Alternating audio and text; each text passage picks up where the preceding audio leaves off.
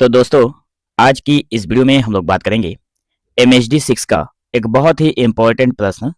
हमारे एक सब्सक्राइबर्स या फिर जो एसके हिंदी परीक्षा एसके का यूट्यूब चैनल है, उसके एक फैमिली मेंबर ने ही हमें बताया था कि सर इसके ऊपर भी वीडियो बनाइए, बहुत इम्पोर्टेंट प्रश्न है।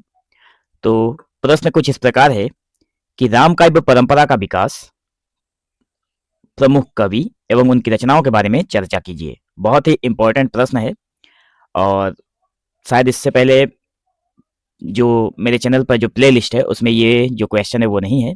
रामकाव्य परंपरा का परिचय जैसा कुछ वीडियो अपलोडेड है, लेकिन ये प्रश्न बहुत ही इंपॉर्टेंट है एग्जाम के दृष्टिकोण से और उन्होंने मुझे बताया भी कि सर इस बार ये क्वेश्चन आ भी सकता है।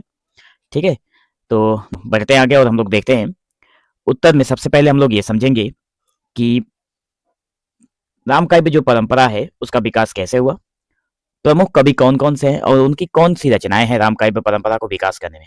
ठीक है, तो सबसे पहले हम लोग भूमिका लिखेंगे, जिसमें हिंदी साहित्य में रामकाव्य परंपरा अत्यंत समृद्ध और शक्तिशाली धारा, प्रभावशाली धारा है। ठीक है, जो रामकाव्य परंपरा है पूरे हिंदी साहित्य जगत में एक बहुत ही समृद्ध और प्रभावशाली धारा है। यह परंपरा भगवान राम के जो चरित्र हैं, आदर्श हैं, धर्म है, नीति है, करुणा है और लोक मंगल को केंद्र में रखकर विकसित हुई है। तो ये जो परंपरा चली आ रही है रामकाव्य परंपरा, ये भगवान राम के चरित्र के ऊपर वर्णित है, उनके आदर्शों को लेकर, उनकी जो धर्म की, उसके बाद उनकी जो नीति है, उनकी जो करुणा है, लोगों के लिए जो मंगल का कार्य करते हैं, इन सारी चीजों को विकसित करती हुई ये धारा और ये परंपरा आगे बढ़ रही है। अद्भुत बात यह है कि यह परंपरा केवल धार्मिक भाव से ही नहीं बल्कि साहित्यिक, सांस्कृतिक, भाषिक और नैतिक दृष्टि से भी अत्यंत महत्वपूर्ण है। मतलब इन सारी चीजों के साथ भी ये बहुत ही महत्वपूर्ण है, इन सभी दृष्टियों के साथ। ठीक है, इसकी नींव जो है आदिकाल से लेकर भक्ति काल, रीति काल और आधुनिक काल तक दृढ़ रूप में दिखाई देती है। तो सबसे पहले हम लोग देखेंगे कि रामकाव्य परंपरा का विकास कैसे हुआ। तो देखिए, इसको हम लोग कुछ पॉइंट वाइज समझेंगे ताकि आप लोगों को सारी चीजें याद रहे। ठीक है, सबसे पहले हमें देखना है आदिकाल में राम कथा का प्रारंभिक रूप।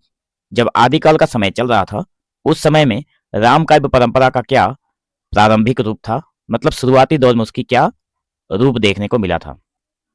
तो इसमें हम लोगों को मिलता है कि आदिकाल के कवियों ने रामकथा को जनभाषा में प्रस्तुत करना शुरू किया।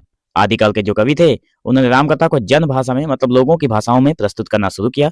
इस काल में साधारण लोक कथाएं, चौपाइयां और छोटे छोटे आख्यान मिलते हैं।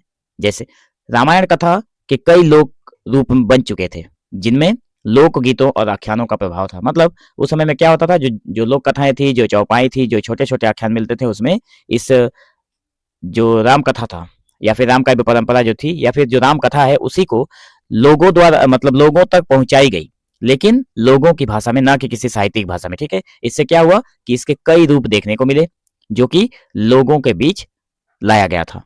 दूसरा है रामकाव्य परंपरा का वास्तविक विकास तुलसीदास से शुरू हुआ। ठीक है, आदिकाल में था कि लोगों तक बस सहज भाषा में कथाएं पहुंचाई गई, लोगों ने सुना।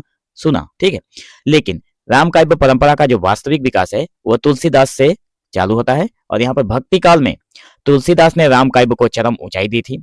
उन्होंने राम कथा को भक्ति और नीति के अद्भुत मिश्रण के साथ लोक भाषा में अमर काव्य रूप दिया, जिससे यह परंपरा जो है पूरे उत्तर भारत में फैल गई। मतलब पूरे उत्तर भारत में रामकाव्य परंपरा या फिर राम कथा को फैलाने का जो कार्य था वो किसने किया, तो तुलसीदास जी ने किया था। और तुलसीदास के समय में ही, जब भक्ति काल का समय था, उस समय रामकाव्य जो परंपरा थी वो बिल्कुल अपने चरम पर थी। ठीक है, उसके बाद आता है तुलसीदास रामकाव्य के शिखर कवि रहे। तो तुलसीदास ने रामचरितमानस के रूप में अवधी भाषा में रामकथा को ऐसा काव्य दिया जिसे मानव धर्म का विश्वकोश कहा जाता है। रामचरितमानस को मानव धर्म का विश्वकोश कहा जाता है, जिसमें राम काव्य जो परंपरा है या फिर राम की जो कथा है उन्हीं सभी चीजों का वर्णन है। इसके अतिरिक्त उन्होंने कवितावली, गीतावली, विनय पत्रिका, संकट मोचन, जानकी मंगल, रामलला, नहछु जैसे ग्रंथों में रामचरित्र का अनेक रूपों का चित्रण किया है तुलसीदास जी ने। ठीक है, इन सभी में राम कथा का जो चरित्र है, राम का जो चरित्र है, उसका वर्णन देखने को मिलता है। रामचरितमानस की विशेषता क्या है, तो तुलसीदास ने राम को मर्यादा पुरुषोत्तम के रूप में स्थापित किया। कथा को सरल भाषा, सहज काव्य शिल्प, कठिन चरित्र गठन, नीति प्रधान प्रसंगों और भक्ति भाव के अद्भुत संयोग से लोकव्यापी बना दिया। देखिए, तुलसीदास जी ने क्या किया, श्री राम को मर्यादा पुरुषोत्तम के रूप में स्थापित किया अपने रामचरितमानस में, और जो भाषा थी रामचरितमानस की उन्होंने सरल कर दी। तो सरल भाषा, सहज काव्य बनाया, चरित्र गठन किया, उसमें सभी का अपना अपना चरित्र दिया, नीति प्रधान प्रसंगों को उल्लेख किया, और भक्ति भाव से, ठीक है, भक्ति भाव के कारण अद्भुत संयोग से लोकव्यापी बन गया रामचरितमानस। अन्य भक्तिकालीन कवियों का योगदान भी रहा। तो देखिए, भक्ति काल में तुलसीदास के अलावा कई कवियों ने राम भक्ति को काव्य रूप दिया। इसमें नामदास, कृतिवास, बंगला रामायण, अर्चना पंथ के कवि, भक्ति मार्ग के कई संत कवि शामिल हैं जिन्होंने राम के ईश्वर एवं आदर्श नायक दोनों रूपों में चित्रित किया। कृतिवास रामायण का प्रभाव देखने को मिलता है। तो देखिए, कृतिवास ओझा ने बंगला में कृतिवासी रामायण की रचना की। यह पूर्वी भारत में अत्यंत लोकप्रिय हुई और राम कथा को जन जन तक पहुंचाने में महत्वपूर्ण भूमिका निभाई। तो इसमें मतलब ये जो पॉइंट वाइज जो आंसर लिखे गए हैं, इसमें ज्यादा कुछ टफ चीजें लिखी नहीं गई हैं जिसको समझाया जाए। एक बार पढ़ने के बाद ही समझ में आ जाता है कि जो बातें लिखी है, ठीक है। जैसे कि कृतिवास रामायण जो कि बंगला में रचना हुई कृतिवास ओझा के द्वारा, और ये पूर्वी भारत में बहुत लोकप्रिय हुई, और रामचरितमानस जो कि तुलसीदास जी ने लिखा था, जो कि उत्तरी भारत में बहुत लोकप्रिय हुई। तो राम कथाओं का लोक रूप देखने को मिलता है 7 नंबर पॉइंट में। राम काव्य केवल बड़े ग्रंथों तक सीमित नहीं रहा था। जो राम काव्य केवल बड़े ग्रंथों में ही सीमित रहा, ऐसी बात नहीं है। रामलीला, मंडल गीत, लोकगीत, अल्लाह, भजन, कथा, वार्ता, गांव की चौपालों में होने वाली राम कथा आदि के माध्यम से परंपरा लोक जीवन में गहराई तक बस गई है, ठीक है। उसके बाद 8वां नंबर है रीतिकाल में राम काव्य का सौंदर्यात्मक विकास, जिसमें देखिए रीतिकाल में आदिकाल जो था, उसके बाद भक्ति काल आया। अभी हम लोग रीतिकाल का पॉइंट देख रहे हैं। तो रीतिकाल में राम काव्य का जो सौंदर्यात्मक विकास था वो किया गया। तो रीतिकाल में यद्यपि श्रृंगार काव्य का वर्चस्व था, मतलब केवल श्रृंगार की ही बातें चल रही थी, फिर भी कुछ कवियों ने, अब यहाँ पे रीतिकाल का जो श्रृंगार काव्य है, बहुत सारे लोगों को श्रृंगार काव्य समझ में नहीं आता है, तो मैं एक दो शब्द में समझा देता हूँ आप लोगों को। देखिए, श्रृंगार काव्य का मतलब हो गया ऐसा काव्य जिनमें नायक नायिका, ठीक है, नायक नायिका, प्रेमी प्रेमिकाओं का वर्णन ज्यादातर देखने को मिलता है। यहाँ पर रीतिकाल में जो श्रृंगार काव्य है, अब श्रृंगार काव्य कहने से आप लोग समझ जाइएगा, तो श्रृंगार काव्य जो है वो उसी का वर्चस्व था, लेकिन फिर भी कुछ ऐसे कवि थे जिन्होंने राम भक्ति को श्रृंगार और अलंकारों के साथ मिलाकर नया रूप प्रदान किया था। इसमें केशवदास का रामचंद्रिका विशेष रूप से प्रसिद्ध है। तो रीतिकाल में केशवदास का जो रामचंद्रिका है वो विशेष रूप से उल्लेखनीय, मतलब विशेष रूप से प्रसिद्ध बनी है रीतिकाल के लिए, ठीक है। आधुनिक काल में रामायण का क्या पुनरुत्थान हुआ, तो भारतेंदु हरिश्चंद्र, मैथिली शरण गुप्त और जयशंकर प्रसाद ने राम कथा को आधुनिक संवेदनाओं के साथ व्यक्त किया।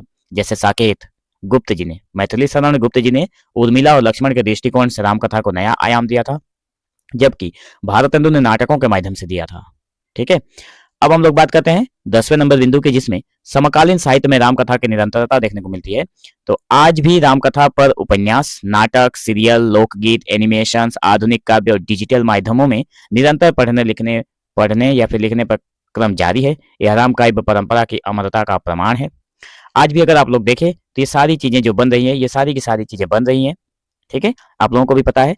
तो ये राम काव्य परंपरा जो है अभी भी चल रही है, और इसकी मतलब ये लगातार आगे भी बढ़ती रहेगी अलग अलग अंदाजों में, ठीक है। अब बात करते हैं कि प्रमुख कवि एवं उनकी प्रमुख रचनाओं के बारे में। तो तुलसीदास जो हैं उनकी ये प्रमुख कवि हैं, और इनकी जो रचनाएं हैं वो हैं रामचरितमानस, विनय पत्रिका, कवितावली, गीतावली, हनुमान चालीसा, ये सभी के सभी हैं। उसके बाद है कृतिवास ओझा का जो कृतिवासी रामायण है, बंगला में लिखा हुआ। तो ये हो गए प्रमुख कवि तुलसीदास, कृतिवास ओझा। उसके बाद आते हैं केशवदास, जो मैंने अभी अभी ऊपर वर्णन किया, रामचंद्रिका जिन्होंने लिखा रीतिकाल के लिए, रीतिकाल में। मैथिली शरण गुप्त आते हैं जिन्होंने साकेत लिखा, ठीक है। साकेत में लक्ष्मण और उर्मिला का जो संवाद है वो देखने को मिलता है, हाँ, ठीक है। उसके बाद है जगन्नाथ दास रत्नाकर, इसमें भी उर्मिला का नाम दिया हुआ है, ठीक है। वाल्मीकि जिन्हें संस्कृत में रामायण लिखी थी, जो हम लोग ज्यादातर टीवी में भी देखते हैं, टीवी सीरियल में वाल्मीकि संस्कृत रामायण देखने को मिलता है। तो रामायण जो है हिंदी परंपरा की मूल प्रेरणा बनी यही रामायण, वाल्मीकि कृत जो रामायण है, ठीक है। तो निष्कर्ष के तौर पर हम लोग यही बोलेंगे कि आप लोग देख सकते हैं कि यहाँ पर जो 1 2 3 4 5 6 और भी कवि हैं, लेकिन सभी कवियों को वर्णन नहीं किया गया, इतना ही काफी है आप लोगों के एग्जाम के दृष्टिकोण से, ठीक है। तो भारतेंदु इसमें छूट गए हैं, ठीक है, भारतेंदु को भी आप लोग ऐड कर सकते हैं। तो देखिए ऊपर भारतेंदु का वर्णन था ना, नाटकों के माध्यम से भारतेंदु ने भी रचनाओं का जो राम के जीवन के ऊपर प्रकाश डाला है, ठीक है। तो बस इतने ही कवि हैं। निष्कर्ष के तौर पर अगर हम लोग देखें तो राम काव्य परंपरा हिंदी साहित्य की सबसे प्रभावशाली, प्राचीन एवं जीवंत परंपरा है। यह केवल धार्मिक कथा नहीं है, बल्कि भारतीय संस्कृति, नीति, नैतिकता, आदर्शवाद और लोक भावना का अमूल्य खजाना है। तुलसीदास ने इसे जो वैश्विक ऊंचाई दी, वही आगे चलकर आधुनिक युग में भी प्रेरणा का स्रोत बनी रही। अब यहाँ पर आप लोगों के दिमाग में ये क्वेश्चन उठ रहा होगा कि यहाँ पर तुलसीदास जी ने इसे जो वैश्विक ऊंचाई दी, वैश्विक ऊंचाई का मतलब क्या है? मतलब पूरे विश्व में इन्होंने ऊंचाई दी। ठीक है, रामचरितमानस को रामचरितमानस ने, तुलसीदास जी ने रामचरितमानस को पूरे विश्व में ऊंचाई दी, जिसके चलते आगे चलकर आधुनिक युग में, आज के युग में भी इसकी प्रेरणा स्रोत बनी रही है। यही कारण है कि रामकाव्य परंपरा आज भी उतनी ही सजीव है जितनी सैकड़ों वर्ष पहले थी। ठीक है, तो आज की इस वीडियो में हम लोगों ने देखा ये बहुत ही महत्वपूर्ण प्रश्न, जिसका जिक्र हम लोगों ने कर लिया है। तो अगर आप लोगों को और कुछ इंपॉर्टेंट टॉपिक लगता है कि एग्जाम में आ सकता है, तो आप लोग बेझिझक मुझे बताइएगा, उसके ऊपर भी मैं वीडियो बनाने की कोशिश करूंगा, ताकि आप लोगों का कॉन्सेप्ट क्लियर हो और आप लोग आराम से जाकर एग्जाम में सारी चीजें लिख पाएं। ये बहुत ही इजी टॉपिक है, इसमें ज्यादा सोचने वाली बात नहीं है, एक बार पढ़ने से ही सब याद रहता है। तो मिलेंगे हम लोग एक नए वीडियो में, तब तक के लिए धन्यवाद।